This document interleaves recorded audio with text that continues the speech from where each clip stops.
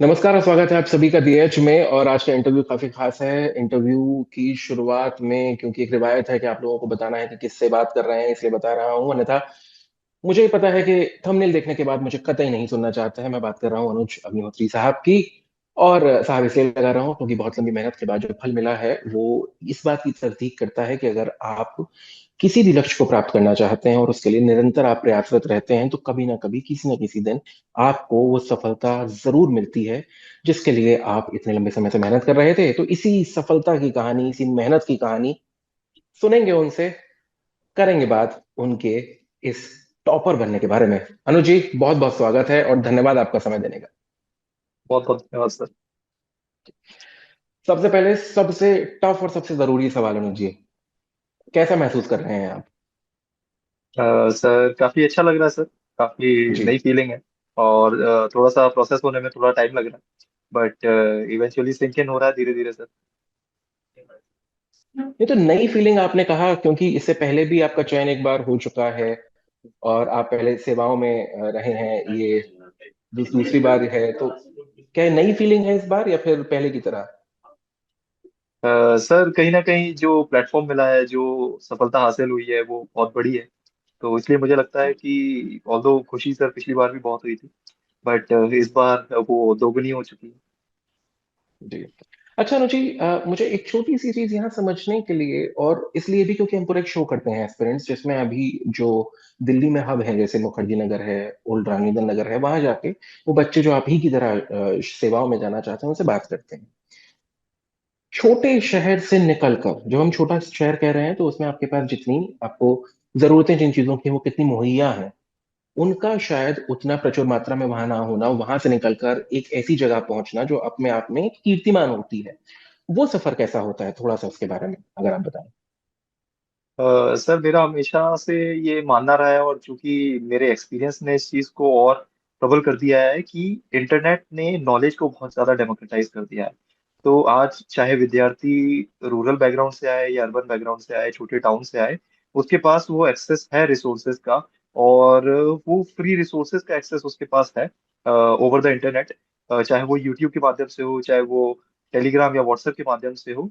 तो उन चीजों से वो काफी चीजें ऐसी हासिल कर सकता है जो शायद कुछ साल वो पहले तक सीमित थी बड़े शहरों तक।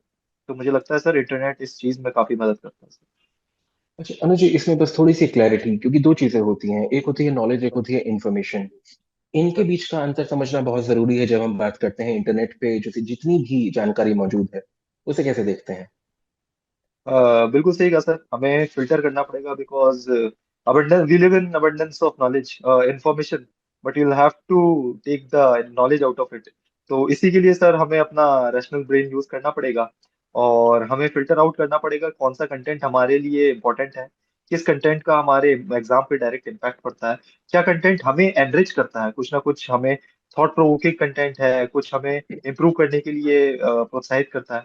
तो उस तरह का कंटेंट हम सिलेक्ट करते हैं और उसी को अपनी कंटेंट में ऐड ऑन करते रहते हैं, ताकि कहीं ना कहीं हमारे पास एक बेस मटेरियल ऐसा रेडी हो जाए जो कि हम इवेंचुअली उसको रिवाइज कर करके हम आगे सफलता पा सकते मतलब जी, फिल्टर आउट करने की बात आपने कही, तो आपने अपनी लाइफ में ये फिल्टरेशन किस तरह से किया? क्योंकि जितना आपके बारे में अब रिसर्च करने से पता चला कि कोई रेगुलर कहीं से कोचिंग उस तरीके से ली नहीं, बहुत ज्यादा सेल्फ स्टडी का आपने सहारा लिया।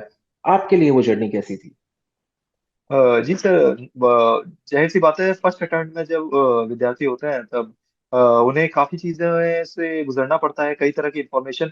ऑल्दो जिस तरह से इंटरनेट के थ्रू फ्री रिसोर्सेज इतने ज्यादा अवेलेबल हैं, लेकिन अब जो चीज एक तरह से बून बनकर आई थी, वो एक मतलब दुष्परिणाम भी उसका यह है कि बहुत ज्यादा इंफॉर्मेशन इतनी हो गई कि बच्चों को कई बार फोमो हो जाता है कि क्या हम कुछ चीजें छोड़ तो नहीं रहे हैं, और क्या हम जो कंटेंट सिलेक्ट कर रहे हैं वो इतना क्वालिटी कंटेंट है भी कि नहीं। तो मुझे लगता है सर कहीं ना कहीं हम एक बार टच करके कंटेंट को हमें एक बार ऊपर से परखना चाहिए कि क्या इस कंटेंट में वाकई वो डेप्थ है जो कि मुझे हेल्प कर सकती है। दूसरी चीज, सर हमें कुछ ऐसे कंटेंट हमारे लिए बिल्कुल पहले से ही मतलब बहुत ट्रेडिशनल कंटेंट, जैसे मैं कहना चाहूंगा जैसे एनसीईआरटी बुक्स हो जाती हैं, प्रीवियस क्वेश्चंस हो जाते हैं। तो इस तरह के क्वेश्चंस जो कि जिस तरह की चीजें जो हर कोई पढ़ता है, उन चीजों को जरूर प्रायोरिटाइज करना चाहिए। उन्हीं के बाद हमें इन सारी चीजों पे जाना चाहिए, जैसे कि कुछ भी मटेरियल होता है, कंटेंट होता है, ये सब। और मुझे लगता है कि कहीं ना कहीं जैसे जब एस्पिरेंट्स इस चीज से, प्रोसीजर से, प्रोसेस से पूरा निकलते हैं, वो खुद भी सीख जाते हैं कि कौन सी चीजें उनके लिए, कौन सी इंफॉर्मेशन उनके लिए जरूरी है। और वो फिल्टरिंग प्रोसेस एक लंबा प्रोसेस होता है सर। एक मैं की तो नहीं कहूंगा, बट इवेंचुअली मुझे लगता है कि सभी लोग अपने एक्सपीरियंस से धीरे धीरे सीखते हैं। अनुज जी, जो आपने बात कही, क्योंकि जिस जगह हम हैं और जो भी मैंने जिन जगहों के नाम लिए, खासकर ORN मुखर्जी नगर, यहाँ पे बहुत बड़े बड़े कोचिंग सेंटर्स चलते हैं, बहुत बड़े बड़े नाम हैं जो कि विख्यात हैं लोगों को उनकी मंजिल तक पहुंचाने के लिए। उनका इन्फ्लुएंस भी बहुत ज्यादा होता है। कई बार किसी की कोई कही गई बात कोई व्यक्ति आत्मसात इस तरीके से करता है कि उसकी मूल अवधारणा उस व्यक्ति की शायद कहीं पीछे छूट जाती है। इसके बीच का अंतर थोड़ा सा अगर आप संक्षेप में बताएं। हाँ जी सर। तो जिस तरह से आपने बताया सर कि जैसे ORN की बात हो गई, बड़े बड़े कोचिंग इंस्टीट्यूशंस वहाँ पे हैं, जिन कोचिंग इंस्टीट्यूशंस का हम नाम सुनते हैं वे सभी ORN में मौजूद हैं। तो मुझे लगता है सर कहीं ना कहीं ये रिस्पॉन्सिबिलिटी एस्पिरेंट्स पे भी होती है कि जितनी चीजें वहाँ पे हमें बताई जा रही हैं, उनमें से हमारे लिए वो कितनी चीजें फ्रूटफुल हैं, क्या। क्योंकि सर कई बार ऐसा देखा गया है कि काफी चीजें एक तरह से एक खुद की सेलिंग के लिए भी करी जाती है, and popularity of the self के एंगल से भी, पर्सपेक्टिव से भी हमें काफी कंटेंट देखने को मिले हैं। लेकिन उसमें एक एस्पिरेंट की रिस्पॉन्सिबिलिटी ये होती है कि सर हमें सिर्फ क्वालिटी कंटेंट पे फोकस करना चाहिए, रादर देन हम व्यूज पे, या फिर हम जो रील बेस्ड कंटेंट है उन चीजों से हम इधर जो क्वालिटी कंटेंट है उसी को हमेशा प्रायोरिटी बनाना चाहिए। अनुज जी, एक छोटी सी चीज, और वो अब थोड़ा सा चलेंगे। आपकी जो शुरुआत हम कहते हैं, जैसे 12th के बाद मेडिकल, एम्स, और एम्स के बाद फिर आपका ये तीसरा प्रयास जिसमें आप फर्स्ट रैंक लेकर आए हैं। थोड़ा सा उस जर्नी को मैं चाहूंगा कि आप बताएं उसे, उसके उतार और चढ़ाव खासकर। सर मैंने 11वीं 12वीं करने के बाद ग्रेजुएशन अपनी MBBS करा है एम्स जोधपुर से। 2017 बैच का मैं विद्यार्थी हूँ। 2023 में जनवरी में मैंने अपनी इंटर्नशिप कंप्लीट करी थी, और उसके बाद से ही मैं घर से रह के ही तैयारी कर रहा हूँ। और 2023 में मेरा अटेम्प्ट था, पहला अटेम्प्ट UPSC का, जिसमें मुझे रिजर्व लिस्ट के थ्रू डेनिक्स एलोकेट हुई थी। और जी। मैं उसके बाद से डेनिक्स के ही प्रोबेशन ट्रेनिंग चलती है हमारी, उसी के अंडर वो कर रहा हूँ।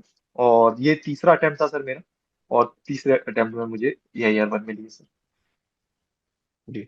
परिवार का साथ, क्योंकि अभी मैं कहीं देख रहा था, वहां पे आपने अपनी माँ का जिक्र किया कि उनका एक बहुत बड़ा इम्प्रिंट आपके ऊपर है। मैं वो थोड़ा सा जानना चाहूंगा, वो क्या है। सर क्योंकि मैंने पूरी तैयारी घर से रह के करी है, इसलिए कहीं ना कहीं, और मैं सोशल सर्कल से काफी ज्यादा अपने आप को एक्सप्लोर कर चुका था, तो कहीं ना कहीं एक सपोर्ट सिस्टम जो था पूर्ण रूप से मेरे माता पिता बन चुके थे मेरा।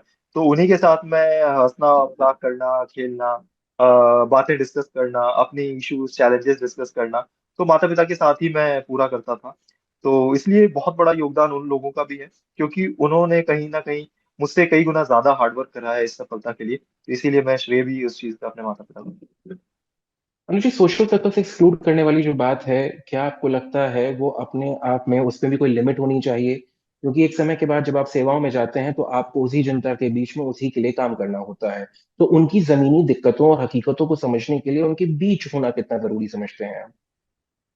बिल्कुल sir. As a public representative, and not just public representative, as a public servant, आपको वहां पे जाना, सोसाइटी की जरूरतें, सोसाइटी की तकलीफें समझना बहुत ज्यादा जरूरी है। इसलिए उनसे कनेक्टेड रहना बहुत ज्यादा जरूरी है। लेकिन सर ये कम्पिटिटिव एग्जाम की तैयारी ऑल टुगेदर एक डिफरेंट डायनेमिक्स है। और इसमें मुझे कहीं ना कहीं ये लगता है कि अगर आपको पर्सनली अगर ऐसा लगता है कि ये चीज आपको डिस्ट्रैक्ट कर सकती है, तो उस चीज का कॉस्ट बेनिफिट एनालिसिस आपको करना चाहिए। कितना ये चीज यूज करने से मुझे फायदा होगा और कितना इसका नुकसान होगा, तो उसके बाद हमें अपनाना चाहिए जो चीज, और जिसको जैसा सूट करे वो पर्सनल डिसीजन होना चाहिए सर। अनुज जी, अभी एक और डिबेट पूरी चल रही है, जिसमें बात है कि पहले आपने मेडिकल की जो सीट है एग्जाम दिया, वहां गए, उसके बाद फिर आप प्रशासनिक सेवाओं में आए। तो बात निकल कर आई कि अगर इसी तरह से सारे डॉक्टर्स इधर चले ही जाएंगे UPSC में, तो पहले डॉक्टर्स की जो सीट है किसी दूसरे एलिजिबल कैंडिडेट के लिए वो हो सकती थी। आप इस पूरी बहस में खुद को किधर खड़ा पाते हैं? जी सर, मुझसे कई बार इंटरव्यू में भी ये सवाल पूछा गया है कि आप पर सरकार ने इतने रिसोर्सेज लगाए हैं और शायद कहीं ना कहीं आप एक सीट वेस्ट कर रहे हैं, रिसोर्सेज वेस्ट कर रहे हैं। मेरा सर एक बहुत सिंपल सा उत्तर रहता था सर, इसमें कोई संदेह नहीं है मुझे कि सरकार ने और सरकार के थ्रू इनडायरेक्टली सोसाइटी ने ही कई रिसोर्सेज एक मेडिकल सीट पर इन्वेस्ट होते हैं सर।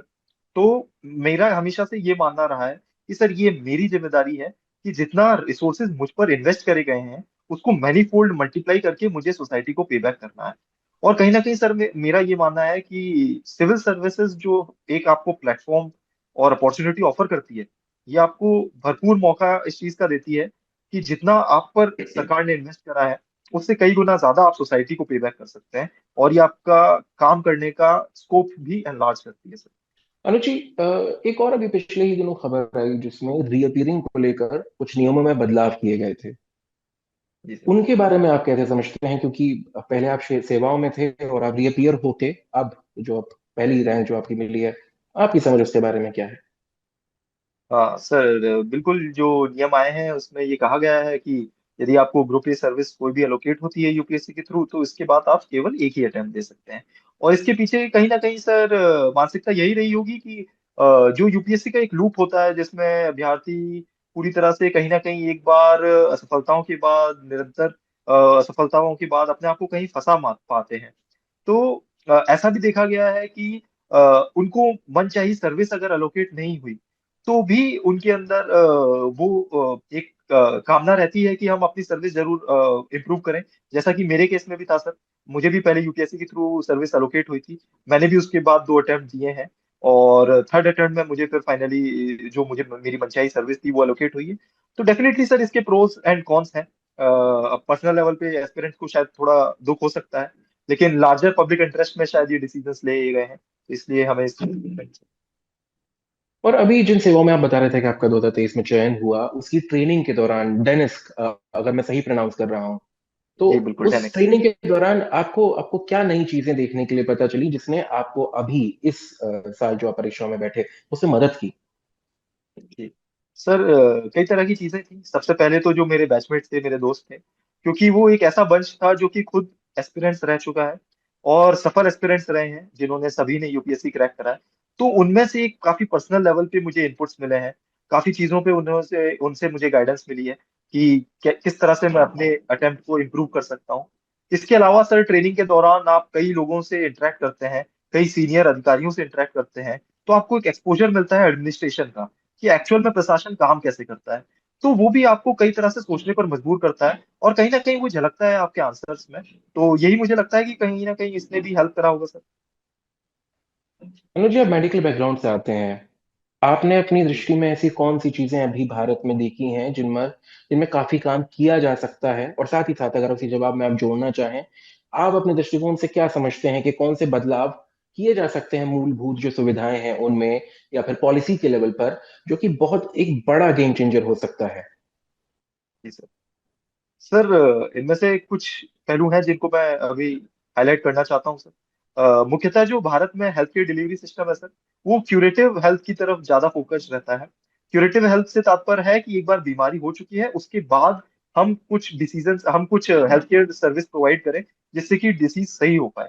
सर मेरा फोकस एरिया, मैं चाहता हूँ कि प्रिवेंटिव हेल्थ को भी इक्वल हाईलाइट मिले सर, क्योंकि प्रिवेंटिव हेल्थ वो सारे मेजर्स यूज करता है जो कि डिसीज को पनपने ही नहीं देता, उसे रिस्क फैक्टर स्टेज पर ही रोक देता है, जिससे कि हमारा हेल्थ केयर पर एक्सपेंडिचर और बर्डन भी काफी कम होगा और लोगों को हेल्दी लाइफस्टाइल जीने के लिए भी हम प्रोत्साहित कर सकते हैं। इसी के अलावा सर जो quality of health care delivery है उसे हम काफी ज्यादा इंप्रूव कर सकते हैं, क्योंकि इसमें कई लैक्यूनास हैं, कई डेफिसिट हैं। ऑल्दो हमारे पास क्वांटिटी हमने बहुत इंप्रूव करी है, हमारे पास सब सेंटर से लेके प्राइमरी हेल्थ सेंटर डिस्ट्रिक्ट के छोटे छोटे कोनों में है, लेकिन इसमें दी जाने वाली स्वास्थ्य सेवाएं, इसमें कहीं ना कहीं क्वालिटी में सर हमें एक अभाव महसूस होता है जब हम कंपेयर करते हैं प्राइवेट सेक्टर से। तो ये मैं डेफिनेटली चाहूंगा कि इसे इम्प्रूव करने में अगर मैं कुछ अपना योगदान दे सकूं तो डेफिनेटली सर। अनुज जी, जो आपने सेवाओं की बात करी कि जिस तरह की सेवाएं दी जाती हैं प्राइवेट सेक्टर में, वो बहुत बेहतर होती हैं, मगर वहीं साथ ही साथ एक बहुत बड़ा उसके साथ मॉनेटरी एंगल भी होता है कि पैसा बहुत ज्यादा खर्च होता है। अगर वही सेवाएं हम सरकारी अस्पताल में या फिर किसी आम स्वास्थ्य केंद्र तक पहुंचाना चाहें, उसकी कॉस्ट कटिंग के लिए क्या आप समझते हैं क्या सारी चीजें की जा सकती हैं? क्योंकि इक्विपमेंट की कॉस्ट तो वही है, फिर हम कॉस्ट कटिंग कहाँ जी कर सकते हैं? जी। सर इनमें हमें जो भी इनपुट्स हमें लगते हैं हेल्थ केयर डिलीवरी में, उन सभी में हम कॉस्ट कटिंग अपना सकते हैं। सबसे प्रमुख सर मुझे लगता है कि जो फार्मास्यूटिकल्स में इनपुट है, उसको हम जेनरिक ड्रग्स के माध्यम से हम टारगेट कर सकते हैं। इसी के अलावा सर जो डॉक्टर्स की शॉर्टेज हम फेस करते हैं पब्लिक सेटअप में, तो उसको हम कुछ इंसेंटिवाइज करके कि जिसमें डॉक्टर्स को भी रोटेशनल बेसिस पे एक इंसेंटिव मिले पब्लिक सेटिंग में, रूरल सेटिंग में स्पेशली काम करने का। तो उन चीजों को इंसेंटिवाइज करके हम उसकी कॉस्ट कटिंग कर सकते हैं। इसी के अलावा जो इंफ्रास्ट्रक्चर है, उसे हम पब्लिक प्राइवेट पार्टनरशिप मॉडल पर या फिर नॉन गवर्नमेंट ऑर्गेनाइजेशन के सहयोग से भी हम उसे रन कर सकते हैं। तो ये कुछ सर मेरा मानना है कि ऐसी स्टेप्स हैं जिनको और रिफाइन करके आगे जाके और ज्यादा इसकी निटिग्रिटी समझकर हम कुछ इस पे वर्क कर सकते हैं।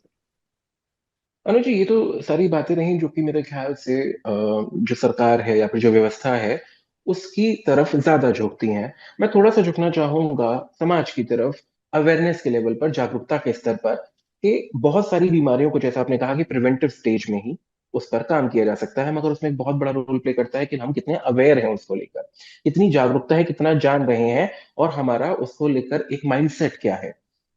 खासकर मैं यहाँ पे महिलाओं से जुड़ी हुई जो दिक्कतें हैं, जैसे सर्वाइकल कैंसर है, ब्रेस्ट कैंसर है, उन सारी चीजों की मैं बात करना चाहता हूँ, जो कि काफी एक बड़ा मुद्दा है बात करने के लिए, समझने के लिए भी। अवेयरनेस के लेवल पर आप इसे आगे कैसे ले जाना चाहेंगे अगर आपको मौका मिलता है? बिल्कुल सर। और चूंकि बहुत अच्छे मेजर्स हमारे पास अवेलेबल हैं प्रिवेंटिव हेल्थ के एस्पेक्ट में, जैसे कि आपने बात करी कैंसर्स की, तो मल्टीपल कैंसर्स जैसे सर्वाइकल कैंसर्स हैं, ब्रेस्ट कैंसर्स हैं, इनका स्क्रीनिंग स्टेज पे अगर हम इसे आइडेंटिफाई कर लें, या फिर हम सर्वाइकल कैंसर के खिलाफ आजकल वैक्सीन बहुत ज्यादा उपलब्ध हैं, तो इन चीजों को अगर प्रोत्साहित करें तो बहुत एक अच्छा इम्पैक्ट हमें मिल सकता है डिसीज बर्डन रिड्यूस करने में। तो इसी की अवेयरनेस क्रिएट करने के लिए सर हमें टारगेट ग्रुप अपने आइडेंटिफाई करने पड़ेंगे।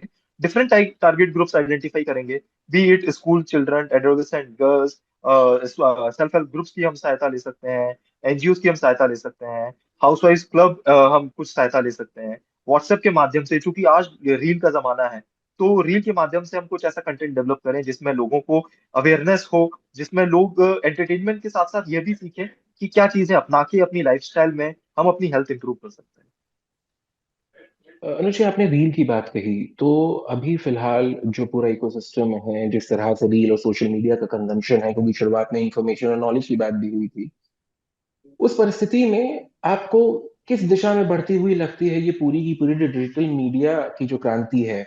क्या आपको लगता है उसका सकारात्मक प्रभाव हमें किसी एक सुनिश्चित करने के लिए किसी एक दिशा में बढ़ना होगा, या फिर ये अपने आप जागरूकता के साथ एक बेहतर दिशा में बढ़ सकती है?